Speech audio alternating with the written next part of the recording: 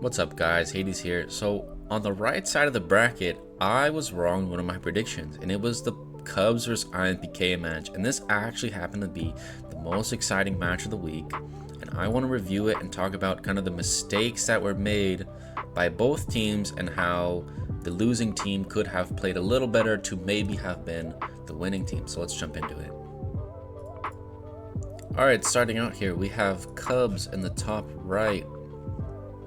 They seem to have 26, and IMPK in the bottom left has 28. So they do have a 2-player advantage at the start of this match. I don't believe that they're loading in, unless it's a full ditch at the bottom. It seems to be an aggressive play from IMPK top. This is more than normal. 8 plus 4 is 12. The Cubs players make it just a bit before, blocking one relocation.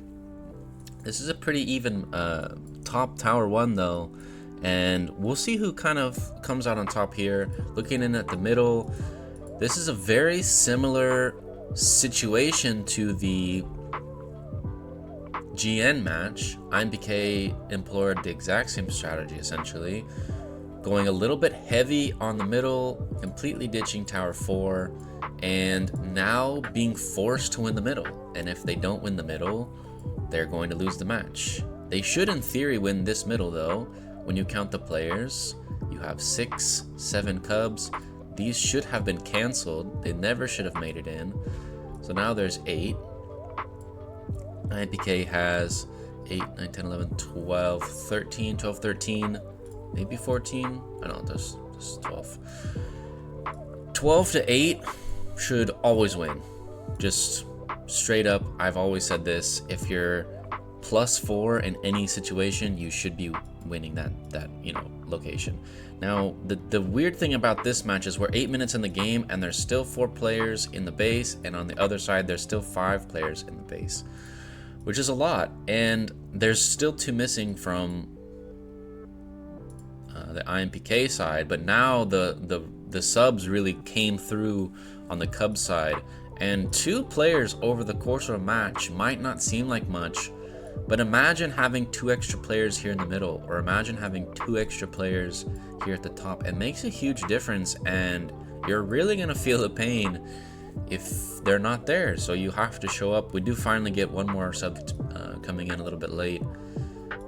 This tower still hasn't been taken. You can tell it's a high level match when the towers bounce back and forth, because both teams are highly aware of taking it with a support skill or not. If you're aware they're gonna do it and you're communicating about it, you're usually gonna be able to stop it.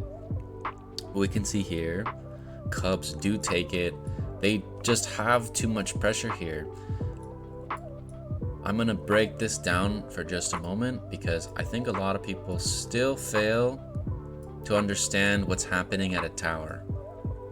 1, 2, 3, 4. They're all touching tower. They all have close proximity. You can see IMPK has 1, 2, 3, and this one doesn't count as a touching, right? There's these 4 squares here that are missing, and then there's these gaps here. So this player has such a longer time to get to the tower before, like this player, right? It's almost 2 times the distance, which is almost 2 times the time. Plus there's a second row that is tight, whereas the IMPK players are missing a gap here, missing a gap here, and then there's these awkward gaps here, which just means there's only 3 players touching. There's 1 player who's a little bit farther away, which makes it a very easy all-in. I personally would try and port someone closer. Oh, and excuse me, this player wasn't there yet, right? This is a relocation, so they weren't there yet. And that just further pushes this into a 2-person actually touching to 4, which is 2 to 1. I always like 2 to 1s. 2 to 1 is kind of like my golden rule. If you have 2 to 1 touching, you should be able to get the tower. But yeah, IMPK pushing here. You can see they're being a lot more aggressive than in the GN match if you already watched that one. The players are pushing into the enemy Cub zone and creating it a more difficult situation. The problem is completely relinquishing pressure on Tower 4 means that these players can do whatever they want. They can rotate as they please for free. They also own this tower for free, while at the opposite side, they have to fight for it. And this is just going to create this deficit, right? There's already a 2-to-1 point gap, which makes it very hard because it's technically 3-to-1. There's 3 edges to 1, and the middle is just going to be a fight for a very long time. I'm actually going to skip forward because I believe to see this as a back and forth for a long time. It's just bouncing, right? So we get nothing, nothing. It's still no owner. Nothing, nothing. Still no owner. We're at the 37-minute mark. 13 minutes have gone by. Until finally... No, still no occupiers. There's a little bit of lag there. Still no occupiers. We've been 20 minutes with this available. Until finally, IMPK wins the fight and wins the tower. Now, the big error here, the big correction is they had to have better communication to take this tower earlier. I'm going to go back just a little bit. When we're talking about the 2-to-1 rule, they should have had it at this point, right? About the 34-minute mark. Easily they should be able to take this, right? There's only 1, 2, 3, 4, 5, 6 Cubs players. 8, 9, 10, 11, 12. It's 12-to-6, which is 2-to-1. This should easily be taken even without a support skill. They should have it in 3 minutes, no matter what. There's no ifs, ands, or buts. And you can see as we drag on, that was at 34 minutes, right?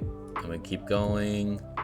They don't take it until now, which was a 5-minute window, which is just too long, right? That's 5 minutes that you're missing out on 15 points per second, which is a huge deal, and especially in a match where they're this far behind already. Now they only have 2-to-3. They're still behind, which means they have to win a 3rd location. They're now stuck in the middle. They have too many players here. The rotations were slow. They had to rotate out sooner because they have to find another opportunity, right? So here's their rotation. A few TPs in, but this is just hard countered by TPs. If you counter TP with TP, you're always gonna get a situation like this. However, IMPK does have middle rotation, right? They have all these extra players who can rotate down here. And if CUBS ends up overcommitting and leaving something like home exposed or something like that, then they have a counter, but it looks like they're not. And this match just kind of falls out of control, right? There's 30,000 points between them. They pretty much had to get this tower 4 and hold it the rest of the game, while also getting the central tower at a much quicker pace. But you can see this disconnected attack ends up falling apart very quickly because the CUBS already surrounded it. This player here dies very quickly. Now there's a small force on the top, but they're surrounded, right? They have to focus on the players around them, but then they're getting pummeled from the sides, and then there's no connection, right? You need to be connected around the edges and move your way in, or you just have to get complete control at the start. And then once this kind of gets shut down, it's pretty much 3-2 for a while until here. CUBS is going to start to make a little bit of a play on the home, and that's going to fail. But nothing else really pans out in the rest of this match, and IMPK won the middle, but they lost everything else in return, and so they get a good point score, but not actually a lot happened. So going back as to the problems from this match is they had to win this position from here. When they're up 4 players, they have to deny all these relocations from everyone in the home and anyone from this tower who's rotating. If you don't block them, you're gonna lose. And then moving on, they did end up winning the fight, which was different than the GN match, but they won the fight a little bit too slow and failed to take the tower at a meaningful time. Had they taken the tower at a meaningful time and killed them a little bit faster. They could have rotated all these players to another location because they needed a third option. They had to win top, enemy home, or bottom to convert this into a win, but they did a good job winning the middle, and that's the first step, but there's 2 steps that have to be done at the same time, and without it, you're just never going to have enough points to come out on top. But this was a very interesting match, really close, very exciting to watch. I hope you guys learned a little something here, and if you like this, leave a comment below, and I'll catch you guys in the next one.